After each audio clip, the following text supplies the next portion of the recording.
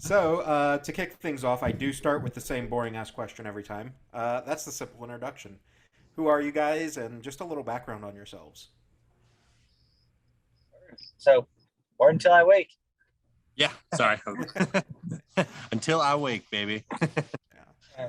So, let's dive into a little bit of the background on you guys because I think one of the really awesome things about you guys is like, in one sense, you guys are super fresh to the music industry in this iteration. Until I Wake is only roughly 3 years old at this point. Um, but you guys aren't new to the music industry yourselves. So what was it like, kind of developing this formation and deciding that, this is the time that we're going to make a real run at something here? So basically, like you were mentioning, we'd all played music for a while in different projects, and at some point or another, we were all in the same band together in one of our previous projects. Basically, what had happened is, over time, everybody's like in and out of projects here and there. Not sure what's going to happen with music because after so many goes at it, you're like, all right, it's either do the damn thing or call it a day and be done with music. And we got to the point where basically all of our favorite musicians in Buffalo and performers were all available at the same time. We'd all built chemistry in the past with each other. And now it was like, okay, sick. Everybody's available. Everybody's down for a project. It's now or never. And then we just pulled Until I Wake together. Yeah, this is like my last go at it personally. I was like, I'll give it one more shot, and if it doesn't work out, I'm just is what it is. I'll just do my own thing, and thankfully I've stuck with it and hammered it out, put in the time, money, and emotions, and it's been great. So Definitely play music. I don't think they fully understand what goes into all that. When it comes to like having these projects that you are passionate about at least at that moment, and then to have kind of the rug pulled out from under you because not everybody's moving in the same direction, and things just aren't lining up. I guess Alex, you specifically said, this is kind of was your last shot at it in your head. What does it take to make that decision? Because music is obviously so important to you. so that's like kind of a tough question, but it isn't. I guess it goes both ways. So I was like, okay, I'm young ish still. I'm pretty young. I'm like, I don't want to regret it when I'm 40 years old. Like, oh, I should have done that. I should have done this. I'm taking everything as it comes and I'm running with it. And yeah, a lot of it too that I didn't realize is how much money you actually have to put into something to make it happen. Cause you're not gonna, I've said this before, you're not gonna make it if you don't put money into your band. You have to. And I was always tightwad with money and oh, I gotta have this and gotta have that. And then that whole perspective of I'm just going to run with it has helped tremendously. So I just kind of throw what I do have, at it. And yeah, you go broke sometimes. Well, a lot of the times, depending your situation. And if you want it that bad, you're going to make that sacrifice and make the best of it. So it's kind of like, shit or get off the pot. It's if you want to do it, do it. If not, then, do it for a hobby, so. Yeah. No, no, I think you're absolutely right. Like most people that again are not in the music industry, specifically in a band, don't really realize what those costs are trying to get your name out there. And even as great of a music scene as Buffalo has, you guys have had some incredible artists come out of the Buffalo area. It's still somewhere that you're cutting your teeth and trying to get elevated to that point where somebody looks and says they have something. Yeah, I mean, you can be the best musician around. A couple of my buddies are, I mean, in my opinion, some of the best guitar players you'd ever meet. You know what I mean? But they're fine doing their thing. They're like, I'm content, and it's just that band that wants to get to the next level. I mean, realistically, 5, 6 grand is what'll Yeah. do it. And Ryan opened my eyes on that. I'm like, oh, really? Like I said, I was a tightwad almost, and then it's like, no, you have to do it, and it's totally changed my perspective on spend money. So it's Yeah. and that's a big thing. And being good band obviously helps too. Yeah, Yeah, for well, it sure. can be, it can be a hobby or it can be a priority, and it's your Mhm. choice whether how much, only know how much it means to you. And if it's enough to be, means enough to be a priority, or if it just means enough just to be a weekend warrior kind of thing. Yeah. So, Absolutely. for you, Ryan, when did that trigger point kind of happen that this is not just a hobby anymore for me? This is what I want to do. It's never been a hobby. It's always just the people I surround myself with. Yeah. So eventually I was like, all right, I'm sick of everybody trying to quit the band every other week. I'm sick of people not being like all in and stuff the same as me. And like, I'm always doing everything and shit like that. So then finally with like Until I Wake, it's like everybody's, it's you're in or you're gone. And, in the beginning, before we really announced as a band, we had like a couple people. You're cutting out, Ryan. I was saying that in the beginning, we even had a couple people like that couldn't decide if they were in or out. And it might have been because I just pulled up to my house to the Wi-Fi. So basically, yeah, we had a lot of that in the beginning, with a couple members. But the band that's like around now, like the four of us, it's kind of like ideally how we wanted it. And one of the only other members was like another guitarist, and it was like, do we try to have another guitarist, or do we keep it like the four piece that we have, where we have that crazy chemistry together, that we've grown so much and all that, and it didn't work out. So then we announced as a four piece, and like basically we're a four piece for like the last few months before we even debuted. Yeah. Yeah, I think that's the hardest part is finding the right people, and it takes time and things like that because I've often said, as cliche as it is, a band is a brotherhood, it's a family, and if you don't have the right family there with you, then it can be toxic. And these are the people that you're trying to make a living with or get out on the road with, and doing even a regional tour with three guys that maybe you don't actually get along with is not going to be a good time. Right. Yeah. Like we had a handful of people so far, like, you guys want another guitarist? You need another one? And like trying to jump in the band and ask us. And it's like, dude, we have so much chemistry to where like, I feel like if you have like one person around that just doesn't mesh well, it's going to be like, all right, this sucks. And then we're going to have to like invite somebody in the band, announce it, and then kick them out. And then people are going to be like, what are they doing? What's going on? And then people are going to get triggered and worried and stuff. And we don't want anybody to ever feel like that. We have though, like, we have thought about like in the past having one of our producers tour with us as like a touring guitarist, because like he's like a brother to us anyway, so we know he would mesh well. But that's about it as far as like that fifth member goes. You're kind of being invasive to bring someone new into the band, honestly, because this has been a thing for 3 years, and to bring in a fifth member would, unless it was our producer, it would be kind of invasive to Until I Wake to do such a thing. It's like we've been the same four guys from the very beginning, and it would just be weird. Yeah.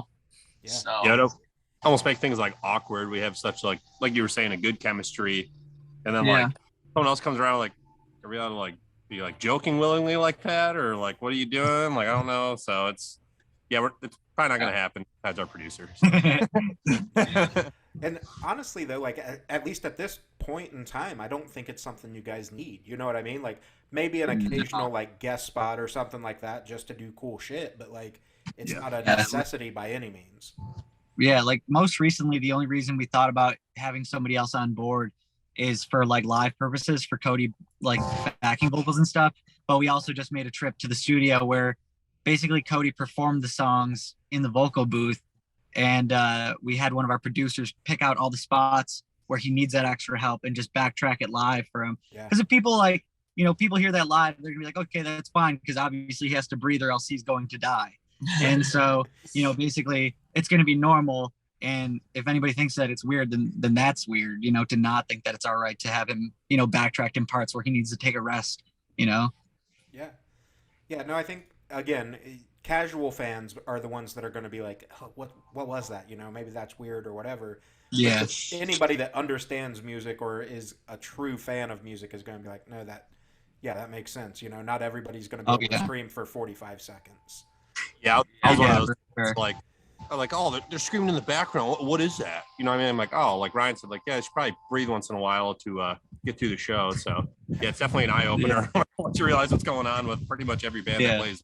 So yeah. So that was one of our biggest takeaways from like the first two tours as like a learning experience, was like, we need to make sure for like the full live sound that Cody's got spots filling in whenever he needs to take a little rest. Yeah. talk a little bit about, you kind of mentioned it, not necessarily that people are trying to like ride the coattails or anything necessarily, but talk about that, as you break into the scene, how many people come out of the woodworks and go, "Oh, well, I kind of know these guys, and these are my dudes," or whatever, and do kind of like amp themselves up because of your success. So far it seems like there's like a little handful of like Buffalo bands that will like, Yeah.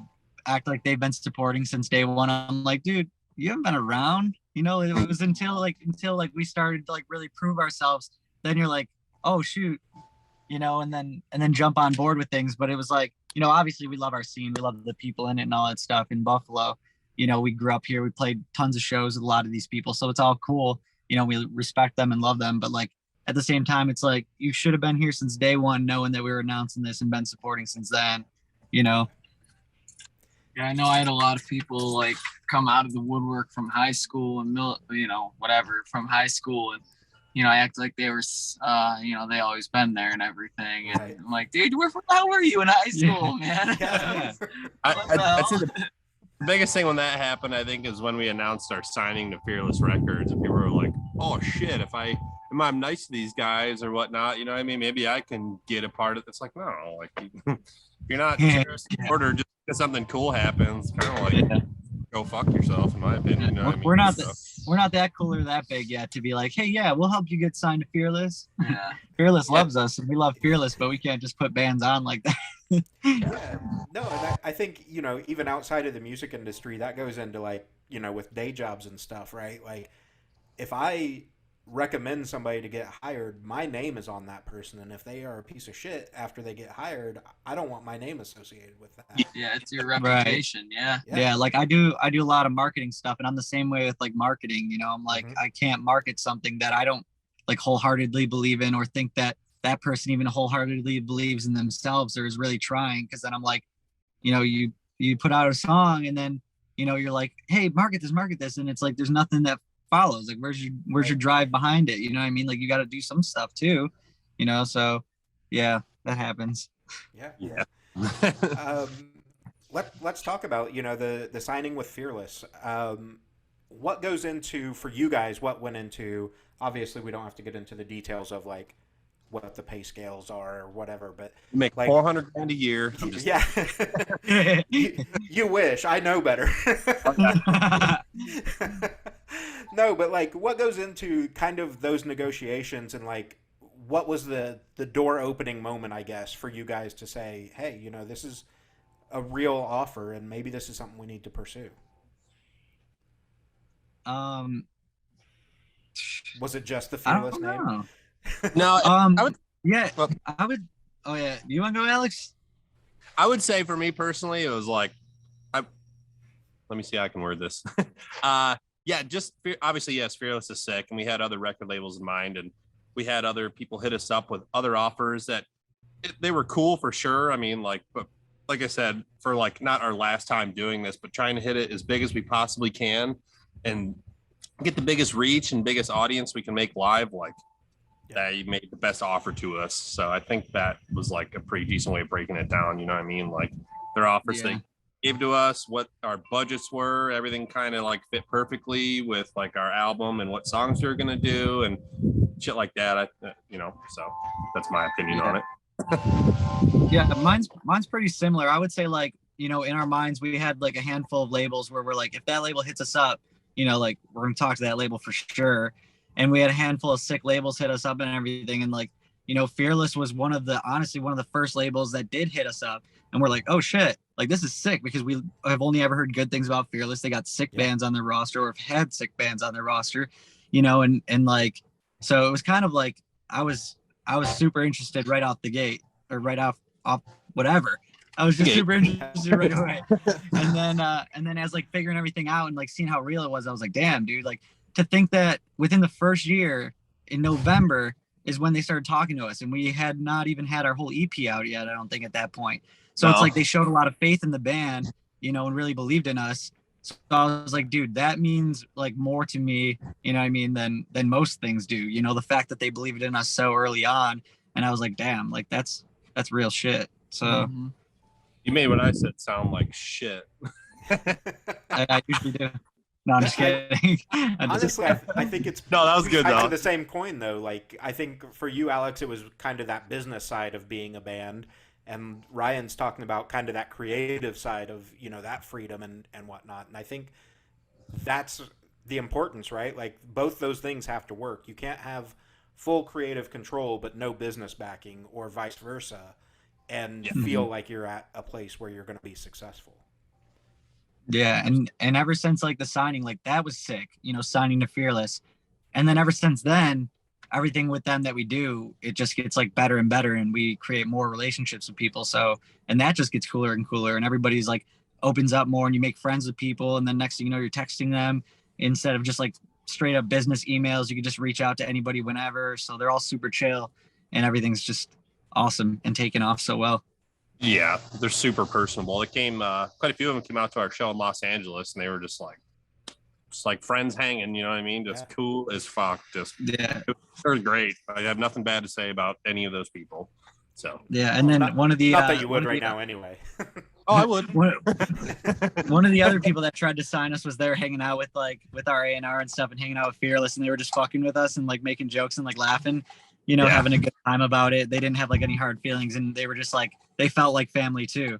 I was like, damn, dude, like it's so cool kind of how you see how people get along within the industry and stuff. And like, because everybody works, if it seems like everybody works with each other or works somewhere, and then they like switch around and like kind of like partner up in ways, all across the board. So to see like their connection and their friendships and stuff like that, it just makes it like, dude, like we're part of something way bigger than we could have ever thought, and way cooler. Yeah. 100%. Yeah, it's something I've noticed. I've done music journalism for almost 19 years now, and that's something I noticed with like PR teams is at first you think, oh, they're all competitors, like nobody talks to each other, they don't want anybody sharing information or whatever. But I can't tell you how many times I've hit up a PR team about a tour or something, and they're like, yeah, we're not running press for it, this team is, here's the email, like we'll get you connected. And it's like you guys said, like it's just cool because that network is so expansive, and they really just want to see the industry thrive. So why would we not support it? Right. Yeah. It's pretty amazing in that aspect how you think it's like so cutthroat and everyone's like fuck you to each other, but it's the complete fucking opposite. Everyone for the most part is really cool and very helpful. So yeah. Let's dive into the EP and some of the success you guys have seen. Kind of insane numbers, right? You guys are like we were saying, about a 3-year-old band, and your number one track on Spotify right now, as of us talking, is at 7.1 million streams. And like, what's it like? Coming from where you guys came from and knowing kind of where you're at and things like you guys have both said, like this was kind of the last shot, and now you can say, well, we've got a track that's got 7 million fucking streams. It's insane, dude. Yeah, like the track, like I don't know that anybody was really expecting that song to really pop off the way that it did, and then when we released it, it did pop off. And then to top it off, like right while we were in the midst of our signing, my buddy Jesse that does marketing, he hit me up and he's like, hey, I just got you guys as like a guinea pig for a new TikTok that I'm starting. And I'm like, oh shit, here we go. What is it? And I'm like, I gotta look and see. And then I go and I click on this video for that song, Self-Medicated, that he created. He's like, bands, something, it was like bands that you don't know or something will probably blow up or something like that. Yeah. Do you remember what it's called? I think it's bands that don't suck and will probably blow up. Oh, There's like one. Yeah. And then started playing the song and it popped the fuck off. Yeah, dude. So like all these people were like commenting and stuff like that. The song, like it went insane as far as like Spotify and streaming, and it just added on to all the streams that it was getting. And then that's kind of like where we're like, oh shit, we need to make a TikTok too. So that's when we created our TikTok, and we're like interacting with everybody because we love interacting with people and all that to make those friendships and connections and all that stuff, And yeah, then the song just kept fucking going, and now it's like 7 million. I'm like, holy shit, dude! Like that EP is crazy. And like the thing is that Fearless bought that EP too. So I'm like, they've got to be stoked that shit's popping off like crazy still, you know, because like thinking about it as we were like in the studio, we're like, all right, maybe they won't buy like the EP, maybe they won't be interested, they'll just be interested in what's going on in the future. But they wanted the EP, they wanted that first album and everything like that. And now it's like when you look in the future when we have a Wikipedia or something, it's like we were never an independent band. It'll seem like, you know, it'll seem like we were just like Fearless has been with us always. That's pretty sick. I think that's pretty badass. Yeah. Yeah. I guess the craziest thing for me as you're bringing up like the Spotify streams and how it is like having a song blown up. I do a lot of snowmobiling or whatever. And it was funny, like little goofy story here. We're at this bar and there was a digital jukebox. My dad's like, I'm going to type your band name. And I'm like, don't do that, dude. You know? And there it is, like our songs on just a random little hole in the wall bar. And it was like, he got emotional about it. It was really cool. I was like, holy shit, man. Like, it's insane. You know, I'm just a little nobody like from rub your eyes. Yeah. What? Yeah. Oh, it was crazy. It was nuts. He was super pumped, and it's fucking cool. Yeah. Well, I mean, you guys have hit some pretty badass playlists. Looking at the list, you've got Spotify's new core, their new metal tracks, the new blood playlists that are all their curated playlists. And then fucking Octane picks it up too on Test Drive. And like, you couldn't have asked for a better, like if you were to say, this is my dream, that can't even be the dream. Like that's beyond what a dream is. Yeah, it's insane. It's surreal. So let's talk a little bit about the tour that you guys just did with Crown the Empire. Talk a little bit about, because I am a huge Crown the Empire fan, and you know they're one of those bands that have always kind of been under the radar for some reason. Like the people that know them, and nobody else seems to like buy into them yet. What's it like going out with a band like that that's kind of paved a little bit of the way for bands like you guys to move it forward? August, have you ever met them before? I have not. I photographed them once, but I didn't get to meet them yet. Okay. Well, then I'm stoked to let you know that they're the sweetest fucking dudes. And they were super cool. They were like when we went on this tour, we're like, oh, cool. Like, you know, nervous about like who we're going to connect with because everybody on the tour was around for a while, you know, and then we connected with Crown the Empire the most out of the whole tour. Like we're hanging out with them, drinking beers, playing beer pong, losing in beer pong. And sweet. Yeah, we lost. I put money on the game too, so it was fun though. It was a lot of fun. Yeah, so I think Alex was looking for you to talk. Yeah, go ahead.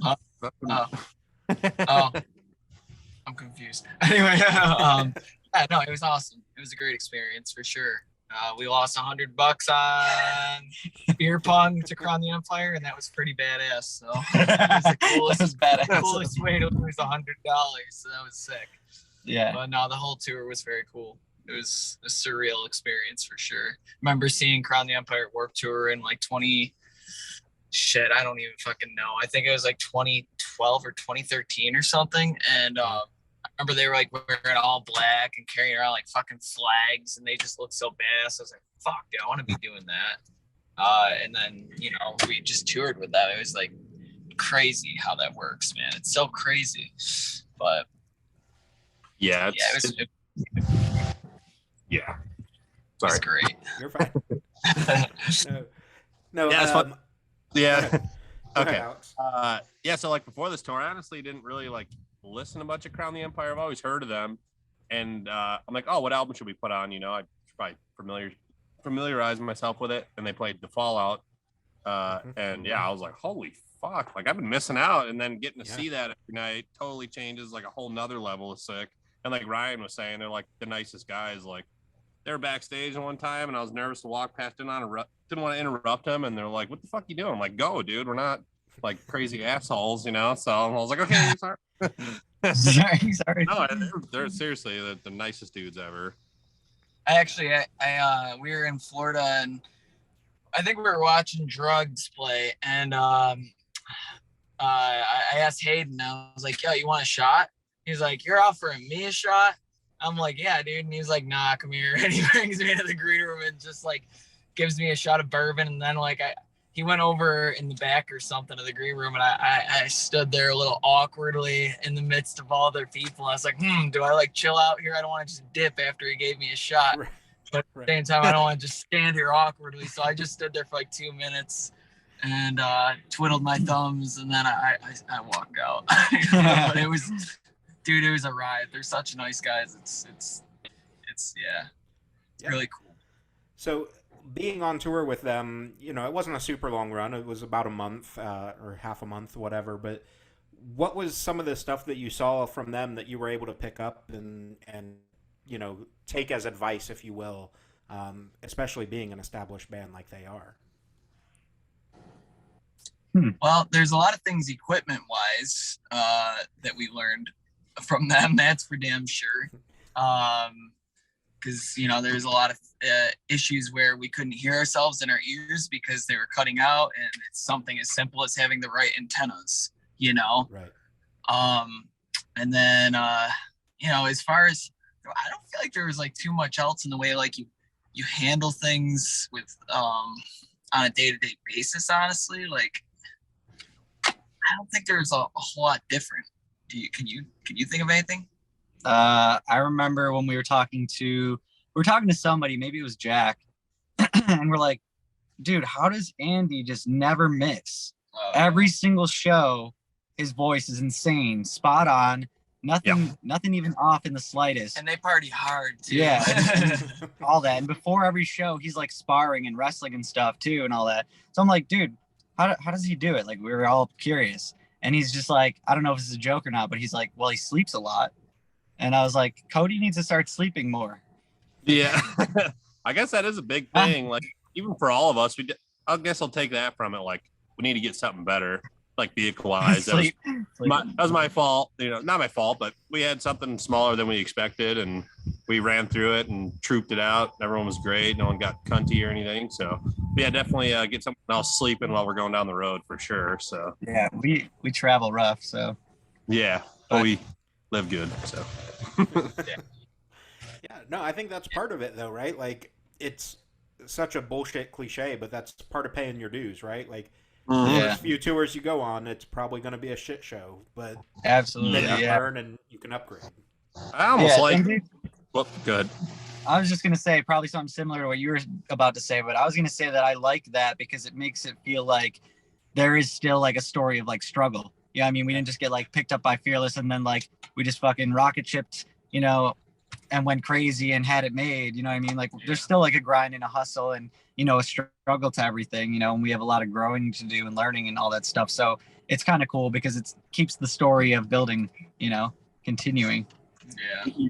It's like people would ask us, like, even Hayden there, he's like, I saw what you guys are driving. Like, I thought it was like a chase car, but like, you guys are doing that every day and you get out and you guys are happy as fuck. And I say it's kind of cheesy, but I'm like, dude, I eat a piece of humble pie every day because I know in the near future we're going to be rocking a bus and everything. So I'm glad we're going through that shit. Like Ryan said, you know, and I enjoyed it. You know, it sucked, but it was still fun.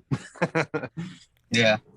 Also, small little note too is because this was cool as fuck and nice of them. But like, there was a couple nights or a few nights on the tour where Crown would put us up in hotels, and I was like, damn, dude, that's fucking sweet. Yeah, like, that was pretty sick. We would be staying at hotels a few nights on the tour that they would just like pay for us, and I'm like, holy shit, dude, I never would expect them to like, you know, hook us up like that and be so cool. I mean, not that I expected anything like bad of them at all, but like, I don't know, we're the new guys, you know? Right.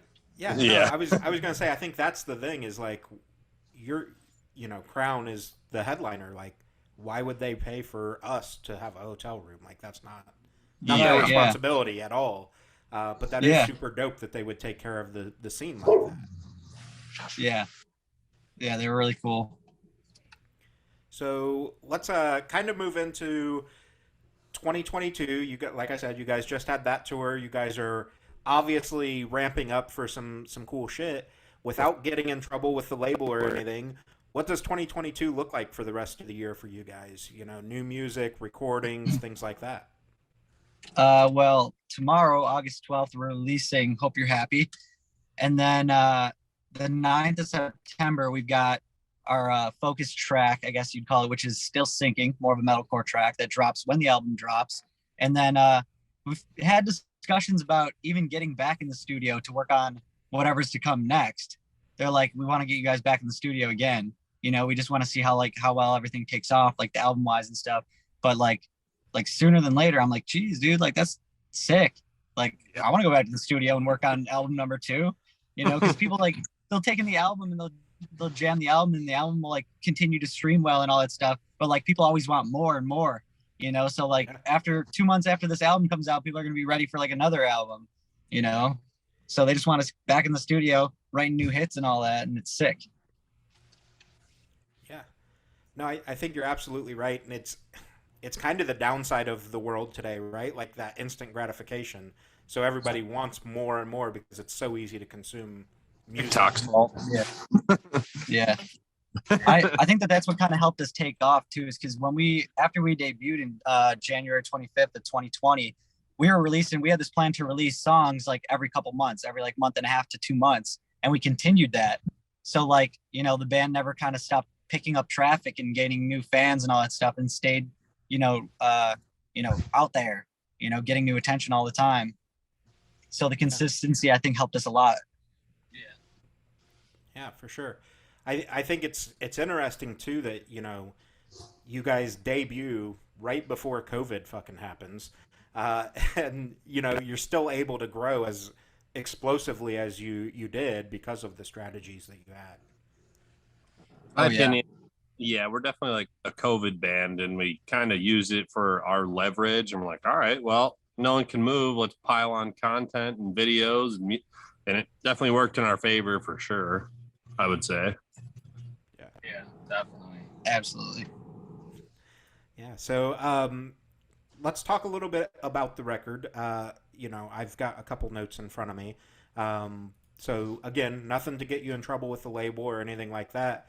But let's talk a little bit about working with John and Nick. I mean, when people see who's in the liner notes, if you will, for production and things like that, like these are not small names that you're getting to work with. What was it like going into the studio to work with these two that have produced some of, at least in the last 5 years, some of the best? Yeah, so we met Nick and John a few years before we started Until I Wake, because we were working on like another behind the scenes project with like members from all around the country and stuff. So while we were doing that, basically that's when we were building chemistry with them and getting to know them, and we just created such like a quick, tight connection with those dudes because they're just awesome dudes, and they're like our brothers now. And figuring out and watching who they work with and what they've done in the past and in the present and the future and everything like that, insane, because Nick, Joe Sturgis producing bands that we were jamming when we were younger, all that. And then now you got John who's working with like I Prevail and stuff, and it's just madness. It's insane because it's like, dude, pop off. These are all sick artists, and they do such good, and they're just crazy good at what they do and genuine dudes. They're like family to us now too. It's not even a matter of like. It's still very cool working with them, but it's just like they're family, they're brothers. So it's like the vibe is there. I don't have to force anything. Nothing is ever. Oh, we lost him, Alex. I think we lost him, yeah. I wondered if it was going to happen. They were starting to get choppy. Yeah. We'll get him back. Yep, here they come. There they go. For a second. Yeah. But I think we cut out at a good point. Yeah, that's about where I was talking. Fuzzy. Yeah. So what about you, Alex? Like working with John and Nick, what's that like? Because I think, the thing for me is drums. Maybe I'll get shit from the other two. I don't know.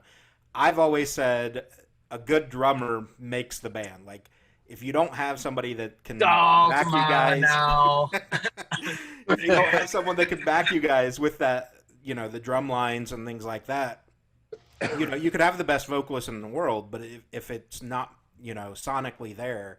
So what's it like working with, these guys that have produced some incredible drummers as well? So being working with Nick, he is like a really badass drummer himself. He makes me look bad. So it's like throwing stuff together. He has super good suggestions. He'll throw in things like, what do you think about this? I'm like, just do it, man. Like, sounds sick, So we definitely like work together on that aspect. And they're just both super personable, super nice guys. And yeah, it's like, I'd say even like on this last run, like of our tour, like we even got like even a little closer, got a little closer on things too. So sorry about that. You're all good.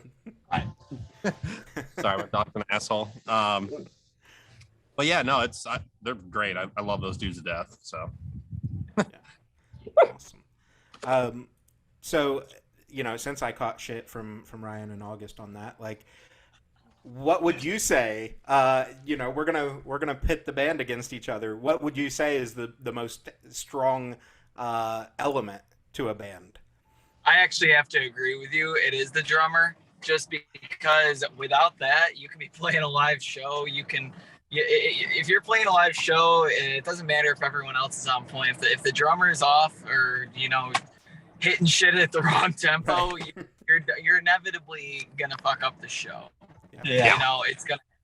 So I firmly and wholeheartedly agree the drummer is the most important because it keeps everything on track. The best for the live show, yes. Yeah, absolutely. Awesome.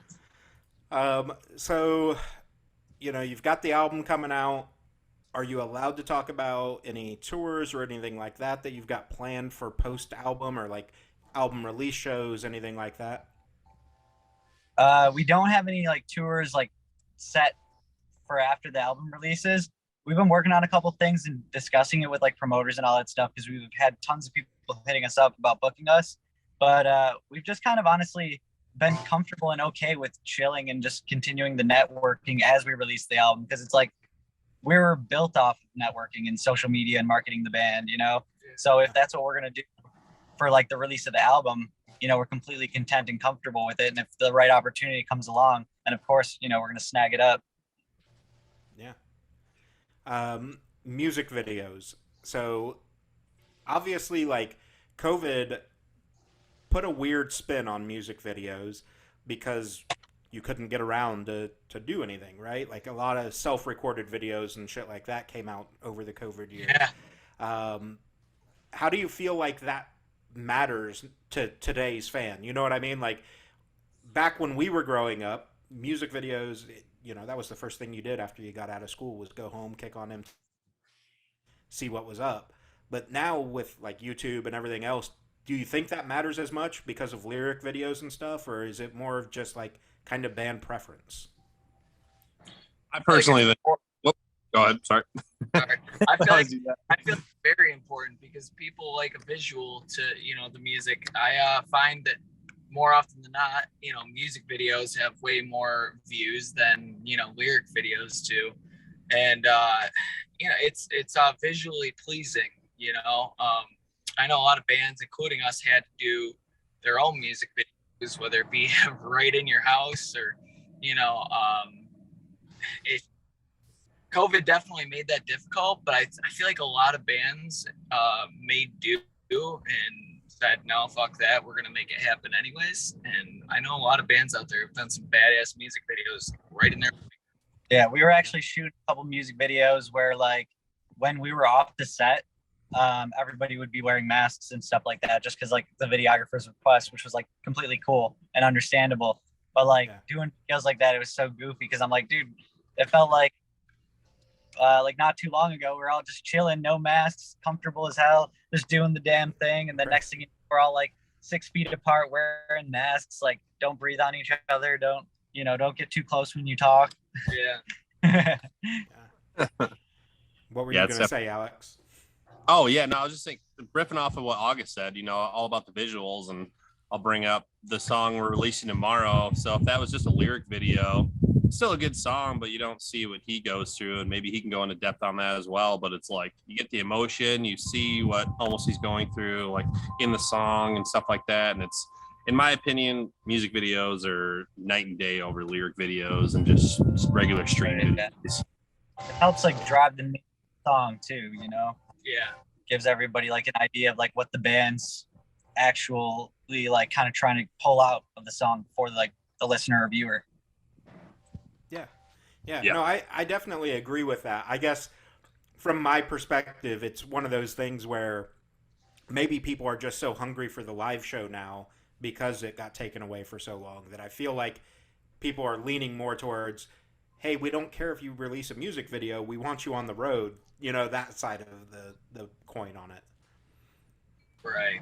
Right. Yeah. It's definitely true. People would rather see us play live, you know, but for now, deal with it and watch our music videos. So, with the new album coming out, one of the questions that I typically like to ask, and again, I don't have a track listing in front of me, so if you can't fully answer it, that's fine. But for you guys, what's the song on the album that you want people to gravitate to, or kind of hope that they gravitate to, versus what song you think that they're going to gravitate to? That's a tough question for me. I feel like a lot of people are going to gravitate to our song called Legacy. However, I really would like people to gravitate towards, I feel like, well, there's a song called For the Record. Really love that song. It's one of my personal favorites on the album. But I think Legacy is really going to hit with a lot of people, honestly. So, Yeah. You know, every song on the record is so different from one another, you know, even lyrically, instrumentally, especially. We just really wanted to try a lot of different things, but yeah, I don't know if you want to touch on that. I think that I want people to gravitate towards Legacy. I think that people are going to listen to probably Marching Forward or Bluebeam, and that's probably going to catch their attention the most because those songs are both heavy as fuck, and people aren't going to be expecting it as much. So I think that it's going to like get a lot of new ears on the music. Yeah. And I think that Legacy might get overseen because it's kind of like you know, that rock / metalcore more so. Yeah. And there's a handful of that on the album, you know, but I always like when people pick out like the songs that are different, you know, something that where we're like, we throw a wrench in the plan and we're just like, hey, let's just fuck this song up and do something different that people aren't going to expect. You know, I like to throw a curveball at people. I feel like Bluebeam and Marching Forward, people are gonna be like, what the hell is this? It's so different for Until I Wake. But it's good. But people are definitely gonna think, what the fuck? Yeah, like what Ryan said, I pretty much agree with, like, definitely like the softer song people will probably go to, but yeah, more surprisingly, those other two songs is Take Until I Wake logo and turn it upside down, and like there's your song, you know what I mean? Like they're fucking insane. So yeah, I hope those do well. they're like deathcore songs. Yeah. And luckily Fearless is cool with us. They just liked all of the shit that we do, and they're like, yeah, we just want you to write songs, you know, that are going to be solid 6 songs that you guys love and enjoy, and let's make a kick-ass album. And that's basically what we did. And with those songs, we're just like, you know, when we signed and we released some more rock jams, you know, it's like people will be like, oh, they signed, they sold out, whatever, they're going to go more towards rock, you know, because it's like the typical thought that somebody's going to sell out. And then we like to throw these little things here and there where it's like, no, we didn't sell out. Here's a metalcore song. And then it's going to be like, here's a fucking deathcore song, which you did not have any clue was going to be on the album. Yeah.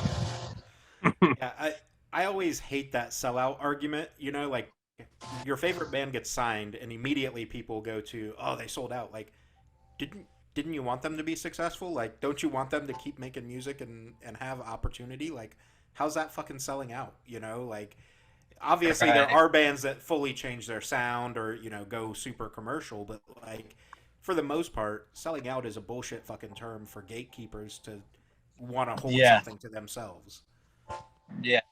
And I feel like 9 times out of 10, you know, like if you have like, you know, your thoughts on the music that you want to make and you see how excited people get over certain songs, you'd want to make more songs like the songs people get most excited over, you know? So I don't know if there's like a such thing as selling out. I think it's just a matter of a band wanting to do what they want to do, you know, having that artist integrity and being like, this is the music we want to make. And if it's not for you anymore, then, you know, sorry, but that's what we're doing.